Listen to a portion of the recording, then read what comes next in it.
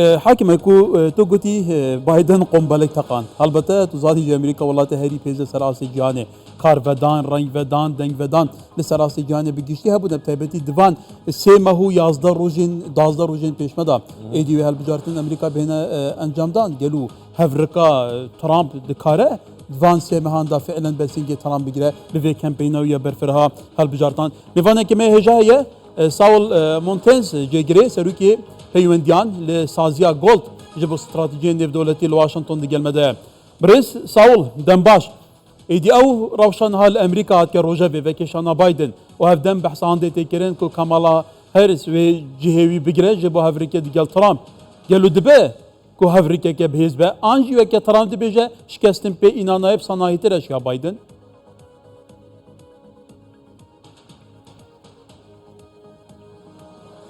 Hello there, thank you for having me. سلاوتان لبيت زور سپاس بۆ میوانداری کردن و هەمیشە خۆشحاڵم کە لەگەڵێەوە. بەڵێ کشانەوەی بایدن لە هەڵبژاردن یاخود با بڵێن لە بانگەشەی هەڵبژاردن دەرخەری ئەوەیە کە خەڵکێکی زۆر ئەمەیان لە بەرچاو بۆ زانیویان کە ڕەنگە ئەمە ڕووبدا بەڵام سوپرایز نییە بۆ هیچ کەسێک لە ئەمریکا نیگەی نزیکەی مانگ و نیوێک لەمەوبەر ئەو باسی لەوە کردووە کە دەتوانێت لە بەردەم دەرگا بوەستێتەوە یاخود من قسەم لەگەڵ خودی خۆیان کردووە لە وەزارەتی داد ئەگەر بتوانێت لە دادگا بوەستێت ئەوە بێگومان چەندین کاریگەری هەیە و ڕەنگە نەتوانێت بربژێر بێت بۆ سەرۆکایەتی ئەمریکا. لە سێ ڕۆژێ ڕابردوودا دیموکراتەکان بە شێوەیەکی دیاریکراو هێرشیان کردوێتەوە سەر و ئەمەش واقعەکە ئەمە داوایان لێ کردووە کە بکشێتەوە فشارێکی زۆری لەسەر بووە بۆ بایدن بۆ لە نێویشیاندا ئەو لایەنانەی کە پارە بۆ دیموکراتەکان دابیندەکەم پێیان گوتە کە ئەوان سەرکەوتوو نابن ئەگەر ئەمە کاندیدی ئەوان بێت لە ڕێگەی چوونە دەرەوەی کە چاوەڕوان کرابوو ئەوە پشگیری لە کامەلا هاریسی جێگیری خۆی کرد. بەڵام من هەواڵێکی خراپم پێیە بۆ جیهان 3 ساڵ و نیو لەمەبەر من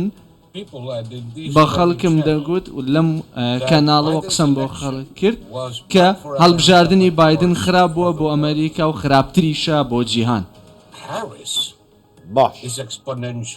هاریس لە ناو وشیاندا خراپتر دەبێت. ئێمە دەچینە قۆناغێکەوە کە ناسەقامگیری دێتە ئاراوە ئەگەر کاردانەوەی ئەم دواییانە باش نەبوو بن بێگومان زۆر خراپتر دەبن لە چەند مانگی داهاتوودا. زۆر باش جێگیری سەرۆک هاریس بەڵێ باش زۆر باشە بەڕێز مۆنتێف ئەگەر سیرکەین پێشتر هیلاری کلینتن بربژێر بوو بەڵام سەر نەکەوت کەواتە چانسی کامالا هاریسیش بە هەمان شێوەیە کاتیشی لە بەردەمدا نەماوە کەواتە هیچ گەرانتیەک نییە کە کامالا هاریس بتوانێت ڕکابەری دۆناڵد ترامپ بکات.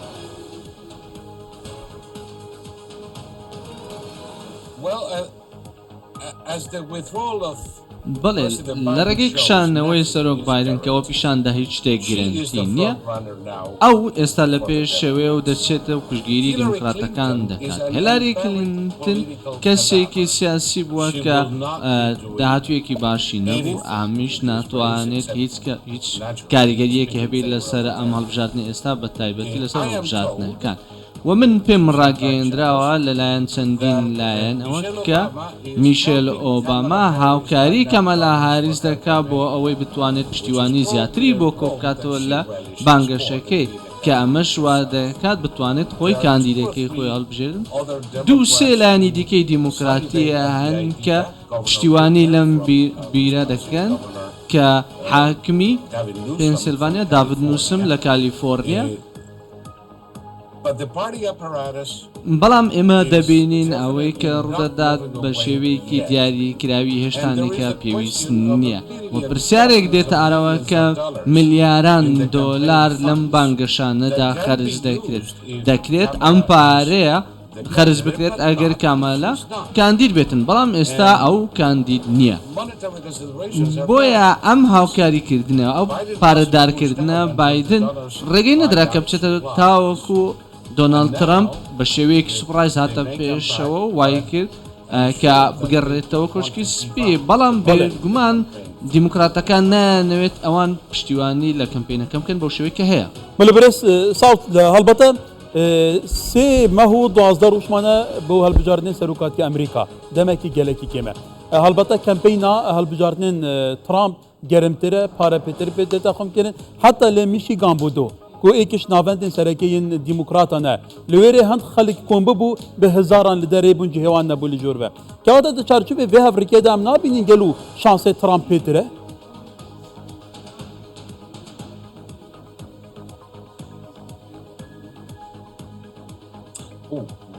Today, he is heading for a landslide. ئەمڕۆ ئەو زۆر باشترە و لە پێشترە حزبی دیموکرات دەزانین کە کەوتنەتە خوارەوە کەس حەز بە کەمالا هاریس ناکات هەرگیز لە سەداییەکی دەنگەکانیش لەنێو حزبەکەی خۆی دابەدەستێنەوە کەس حەزی پێ ناکات هەمویان ئەوەی لە بیرە کە چۆن یەکەمین کاری خۆی لە کالیفۆرنیا دەستکەوت و ئەمە کارێکی باش و هاوکار نەبووە بۆ کەمالا هاریس تەنانەت ئەوانشی کە حەز بە ترامپ ناکەن دێن ئەوە واقعیان بۆ دەردەکەوێت کە ئەو تەنیا ئالتەرنەتیڤە ئێستا بۆ ئەمریکا لە سیاستدا دەرچەیەکە ڕێگەیەکەیە کە دەزانی لە ڕۆژهەڵاتی ناوەڕاستدا ڕەنگە ڕنگدانەوەی زۆر زیاتر بێ هەرگیز لایەنێکی خۆت یاخود قوربانیەکی خۆت مەکە لایەنێک بۆ ڕێکلامکردن بۆ خۆت چونکە ئەمە تەنیا وا دەکات خەڵکی دەوروبەری زیاتر پشتی بگرن دیموکراتەکان وایان کردووە ترامپ ببێتە قوربانی لە ڕێگەی ئەو دادگایانەی کە دەکرێتن و هیچ دەستکەوتێکیشیان نەبووە و ئێستا هەوڵی تیرۆرکردنیشی دراوە ئەو هەوڵە تیرۆریەی کە درا مەبەستم ئەو هەوڵەیە ئەو ئێستا لە هەموو دەنگدان و لە هەموو ڕاپرسیەکان زۆر بەرەو پێش چووە و لە کۆتا بانگەشەی وای کرد کە لە میشیگن ئەنجامیدا کە ئەمە شوێنێکی بەهێزی دیموکراتەکانە و دەزانین ئەمە دەبینین کۆتا هەوڵی ترامپ بوو بۆ ئەوی لە جەنگەکەدا سەرکەوتوو بێت کە سەدان هەزار خەڵک هاتن و بۆ ئەوەی پشتیوانی لە ترامپ بکەن لە کاتێکدا دیموکراتەکان هیچ کەسێکیان نیە بۆی پیشانی بدەن زۆر باشە بڕز مۆنتێز کشانەوەی بایدن لەم کاتەدا ینی لەگەڵەوەی دیموکراتەکان دەیانزانی ڕەنگە شیاو نەبێ تا دوێنێش دەیگوت تەنانەت مەگەر هەر خوا داوام لێ بکات دەنا ناکشێمەوە ئێستا کشایەوە بەڵام پرسیارەکە ئەمەیە ئایا کشانەوەی بایدن بە تەنها پەیوەندی بە تەندروستی خۆی بە بەرژەوەندی حیزبەکەی و ئەمریکا یاخود پەیوەندی بە گۆڕانکاریە خێراکانی تەواوی جیهان هەیە وەکو شەڕی رووسیا و ئۆکرانیا و هەروەها شەڕی ئیسرائیل و حەماس و ڕۆژهەڵاتی ناوەڕاست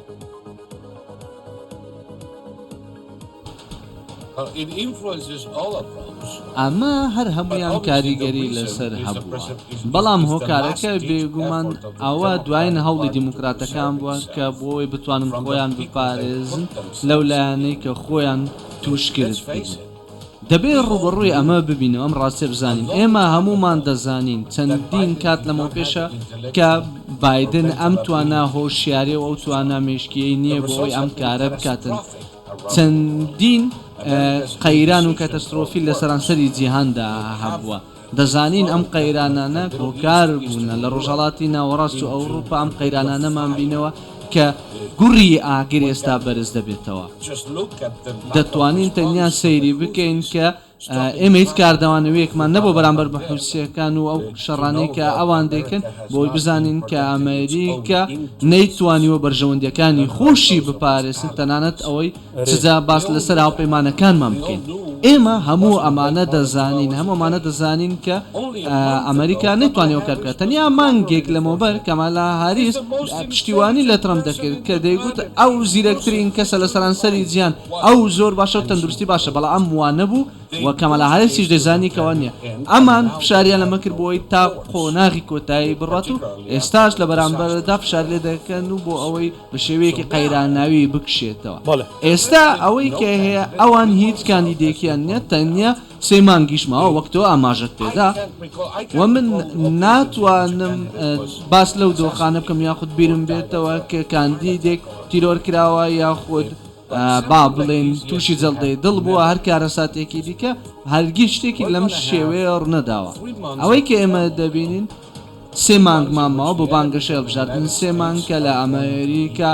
هەموو توانای خۆیان دەیانەوێت هەوڵ بدەن بۆ ئەوی بتوانن بە شێوەیەکی با بڵێن بێسزانە هەوڵ بدەن دەسەڵات بەدەست بێن و دەنگێکی زۆریان بابێت ئێستا ولی می بحثی سیاست دربه امریکا بگیم. ولی که افکاری من گویی شر اوکراینیا و روسیه. البته شر لغزه. شر لغزه گورتر لیتید. هر دو اسرائیلی به بالافرین F-35 هند آرمانج استراتژیک حسیان لیمن بردمان کرده آرمانج کرده که واتا چش وان شران آرام نبونه آگیریان برفرهت لیتید. ترامپ ادعا دکد که از وان شران نهیلم. بیراوشه کردن لجهان نبین مپیش. گلو دبتش که وصا؟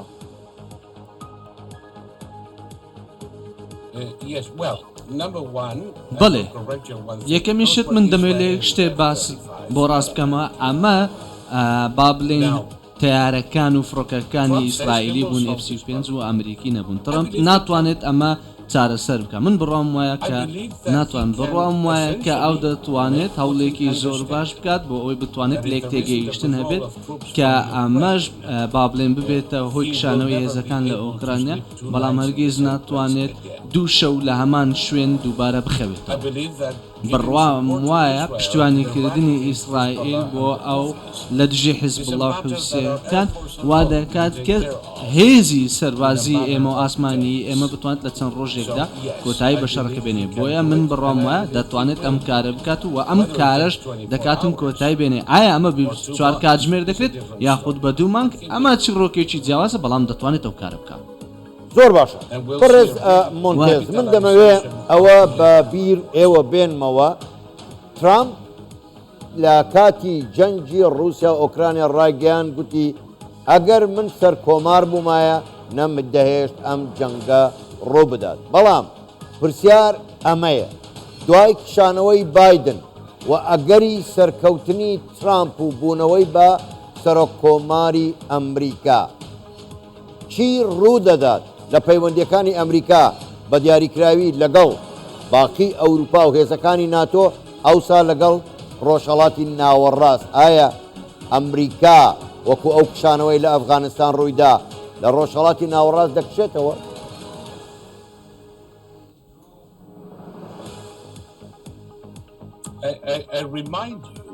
دەمەوێت بیرت بخەمەوە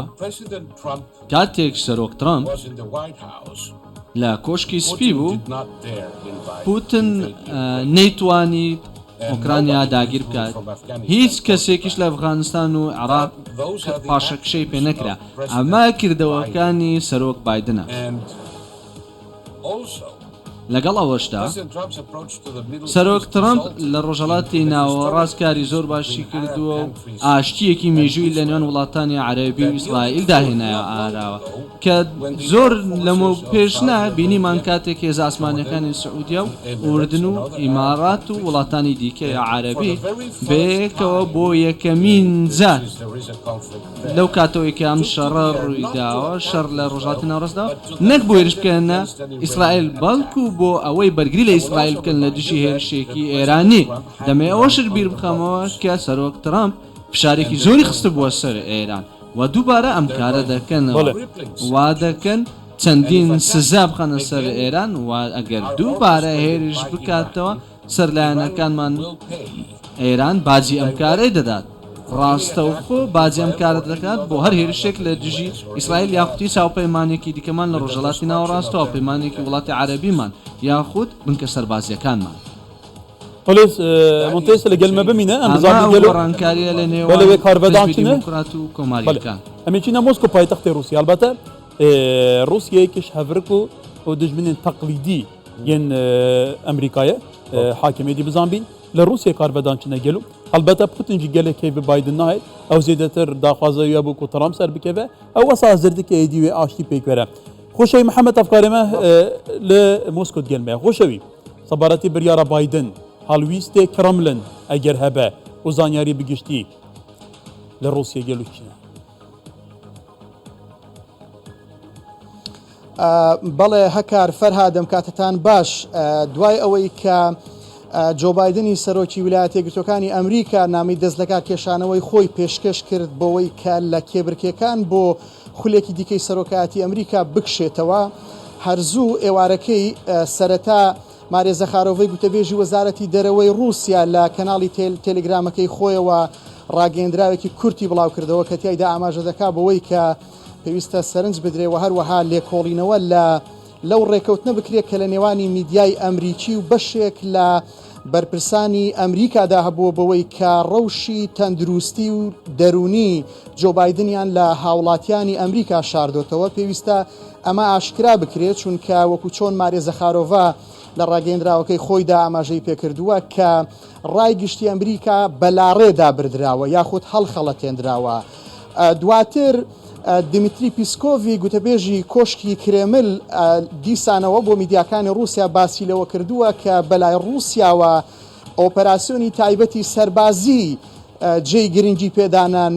نەوەکو هەڵبژارنەکانی ویلایەتە یەکگرتووەکانی ئەمریکا و هەروەها دیمیتری پیسکۆڤ ئەوەشی خستۆتە ڕوو کە هێشتا 4 مانگی ماوە بۆ هەڵبژاردنە سەرۆکایەتیەکەی ئەمریکا وای لێ باس کردووە کە دەبێت سەرنج بدەین و هەروەها چاودێری ڕەوشەکە بکەین کە ڕەوشەکە بەرەو چه ئاراستەیەک دەڕوات. من ئەگەر ئاماژە بە قسەیەکی ڤلادیمیر پوتینیش بدەم لەوەی چونکە ئەوەی کە ئێستا تۆڕە کۆمەڵاتیەکانی رووسیای تەنیوە کشانەوەی جۆ بایدنە بۆی کە دڵخۆشی کردن ڕووسەکان بە تایبەتی ئەوانەی کە هەواداری کۆشکی کرێملن چونکە هەر لە ساڵانی 90ەکانەوە جۆ بایدن یەکێکە لە سەرسەختترین نارەکانی رووسیا بەو پێی کە لێدوانەکانی بەردەوام لە میدیای رووسی و هەروەها لە سۆشیال میدیا پیشان دەدرێت کە چەندە ڕقی لە رووسیا و بە تایبەتی لە فەرمانڕەوانی کۆشکی کرێمل و دروست چەندە ڕقی لە ڤلادیمیر پوتینی سەرۆکی ئێستای رووسایە. بۆیە ڤلادیمیر پوتین باس لەوە دەکات ئەگەرچی لە سەردەمی دۆناڵد ترامپدا چەندین سزای زیاتر بە بەراورد لەگەڵ سەرۆکەکانی پێشووتر بەسەر رووسیادا سەپێنراون بەڵام ئەوەش ناشارێتەوە دەڵێ پەیوەندیە ئابووری بازرگانیەکانمان بە تایبەتیش ئاڵوگۆڕی بازرگانی نێوان مۆسکۆ و واشنتۆن چەند بەرامبەر زیادی کردووە سەرڕایەوەی کە ڤایرۆسی کۆڕۆنا بەربڵاو بوو چەندین ڕێکار و یاخود ڕێگری هەبوون بەڵام ئەو دڵخۆشی خۆشی ناشارێتەوە جارێکتر ئەوە دەردەبڕێت و لە بزەکانیەوە دەردەکەوێت کە دڵخۆشە بەوەی کە دۆناڵد ترامپ هاتوتە ناو کێبرکێکانەوە وەکو چۆن ڕووسەکان باسی لەوە دەکەن کە ڕەوشی لەم هەڵبژاردنەدا باشە و ئەوان بە ئومێدەوە دەڕوانە خۆ هەڵبژاخود خۆ کاندیدکردنەوەی دۆناڵد ترامپ بۆ ئەم خولەی سەرۆکایەتی چونکە وەکو چۆن ڤلادیمیر پوتین باسی لەوە دەکات دەڵێ بەو پێی کە خواستی باشکردنی پەیوەندی لەگەڵ رووسیا هەیە ئێمە دەرگامان کراوەیە و لە هەوڵدا دەبین لەگەڵیان بۆ ئەوەی کە پەیوەندیەکان باش بکەین و پێشتریش سرگەی لاڤرۆڤی وەزیری دەرەوەی رووسیا باسی لەوە کردبوو لە سەردەمی جۆ بایدن تەواوی دەرگاکانی گفتوگۆ داخرابوون و باڵوێزەکەشیان واتە باڵوێزی رووسیا لە ویلایەتە یەکگرتووەکانی ئەمریکا چەند ڕۆژێک لەمەو پێش کە بۆ چەند میدیا قسەی کردووە باس لەوە دەکات کە سەردەمی جۆ بایدن سەردەمێکی دژوار بووە لە پەیوەندیەکانی لەگەڵ مۆسکۆ بەو پێی کە تەواوی دەرگاکانی گفتوگۆ بەڕووی رووسیادا داخراون تەنانەت ئەوەی کە ئێستا لە بربەرەکانێکی سەختدایە لە ناو خاچی ئۆکرانیا رووسیا ئاماژەی پێدەکات کە ئەمە ویلایەتە یەکگرتووەکانی ئەمریکا و هاوپەیمانەکانی ترن کە شەڕی رووسیا دەکەن نەک ئۆکرانیەکان بۆیە رووسیا ئومێدی لەسەر ئەوە هەڵچنیوە کە جارێکی تر دەرچوونەوەی دۆناڵد ترامپ بۆ سەرۆکی ویلایەتە یەکگرتووەکانی ئەمریکا دەرفەت دەدا بە رووسیا کە ئەم شەڕی کە لەگەڵ ئۆکرانیا لەگەڵ بەشێکی زۆری ئەندامانی بلۆکی ناتۆ دووچاری هاتووە شەڕەکە ڕابوەستێ و ئەم ڕەوشە لە بەرژەوەندی رووسیا بشکێتەوە. زۆر باشە هاوکارمان خۆشەوی محەممەد ڕاستەخۆ لە مۆسکۆ لەگەڵمان بووی گەلێک سوپاس بۆ زانیاریەکانت. جارێککە دەگەڕێنەوە لای بەڕێز ساول مۆنتێز ڕاستەخۆ لە واشنگتۆنەوە لەگەڵماندایە. بەڕێز مۆنتێز سوپاسانەکەین کە تا ئێستاش هەر لەگەڵماندان. من دەمەوێت بپرسم حیزبێکی گەورەی وەکو دیموکراتەکان ئایا لە بایدن بەولاوە کەسی کە نەبوو بۆچی بایدنیان لە پێشە بربژێر کرد بۆچی هیچ کەسێکیکەی گەنجتر بەتواناتر لە بایدنیان هەڵ نەبژار تا تووشی ئەم کێشەی ئێستا نەبن؟ Well, If you can find one, let me know. بەڵێ ئەگەر تۆ توانیت کاندیدێک بدۆزیەوە ئەوە پێم ڕابگەێنە چونکە من ناتوانم هیچ کاندیدێک ببینم و پێویستە ئەوەش بڵێم کە پێشتر ئاماژەم پێداوە Is in for a big surprise. پوتن تووشی سوپرایزێکی گەورە نەبووە بەڵێ دیموکراتەکان ئەو کەسانن کە تووشی سوپرایز بوون بەڵام ئەوانن مۆنتێز کە وەزیری دەرەوە لاڤرۆڤ بەڵێ دەستی خۆش بێ بەڵام مۆنتێز ئێمە لە کوردستانی ئێمە ناتوانین کەسێک بربژێر بکەین بۆ سەرۆکایەتی کۆمار گەورەترین هێزی هەموو جیهانە ئەنی پرسیارەکە ئەو بوو هەموو دانزانی کە بایدن توانای نەماوە بە تەمەنە بەڵام هەڵیان بژار پشتیان گرت و ئێستاش خۆی خشایەوە کە هۆکارەکەی جارێ دیار نییە خشانەوەکەی بۆ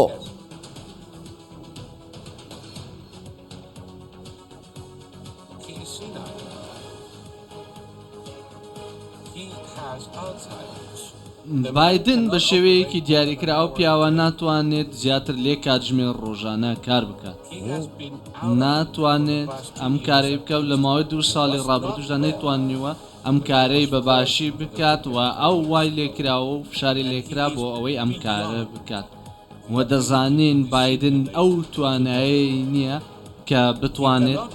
ئەم کارە بکە ئەو ناکرێت ببێتەوە سەرۆک و پێشتری شاماژەم بۆدایە تەنیا مانگێک لەمەوبەر Department of Justice determined that he وەزارەتی دادی خۆی ئاماژەی بەوەدا کە ئەو توانای هۆشیاری و هزری نییە بۆ ئەوەی بتوانێت لە دادگادا بەرگری لە خۆی بکات if he has no mental ئەگەر ئەم ئەو توانە هزریەی نەبێت کە بەرگری لە خۆی بکات لە دادگایەکدا تەواو دڵنیایی کە ئەو توانایی نییە بۆ ئەوەی بتوانێت سەرۆکی ئەمریکا بێتن and what is being kept as a ئەوەی کە وەکو نهێنی ماوەتەوە کاتێک you know, speaking of Russia, this reminds me of ئەمە ئەوەم بیر دەخاتەوە کە یەکێتی سۆڤێتی جاران وە با بڵین چەندین لایەنی دیکە کە تەواو ئاماژیان بەوەداوە توانی ویانە پشتیوانی لێ بکەن و ئەم کارەی بۆ دابپۆشن بەڵام ئێستا ئەوەی کە دەبینین ناڵبژاردنەکاندا 4 ساڵ لەمەوبەر بایدن قسەی لەگەڵ کرد توانی باوەڕ بەخۆنەیەکی زۆر بەش بێ بەڵام ئێستا هیچ کۆڕۆنایەک نییە هیچ بابەتێک نییە بۆ ئەوی ترام بێت و خۆی پێڵکێشێت و قسەم بکات و وە خۆی وەکو گەمژەیەک نیژاندا لە بەرامبەر ملیۆنان کەس لەو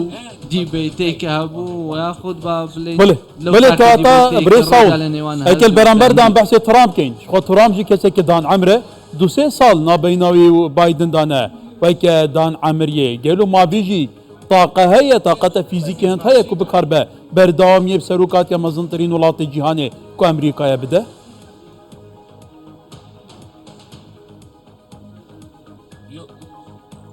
the man just gave an hour and a half. پیاوەکە توانی یەک کاتژمێرونی و وتار پێشکەش بکات ئەو تەواو توانی هەموو لایەنێک ڕازی بکات و توانی باوەڕ بۆ بکات کە دەتوان کێشەکان چارسەر بکات لە بەردەم هەزاران کەس و وتارێک پێشکەش کرد مۆبەڵێ ئەو لە توانای داوا تەواو کێشەکە تەنیا تەمەن نییە کەسێک دەکرێت 99 ساڵ بێ و زۆر بە تەواوی هۆشیار بێتن هەندێک خەڵک ناتوانن ئەمە بکەم لە تەمەنی 35 ساڵیدا ناتوان دووکەکەن سەرۆک بایدن کێشەکەی تەمەنی نییە بەڵکو ئەو نەخۆشیەکەتی ئەم خەڵەفیاوێ هەیەی لە هزر و مێشکیدا بەڵێ زۆر بەڕێز ساو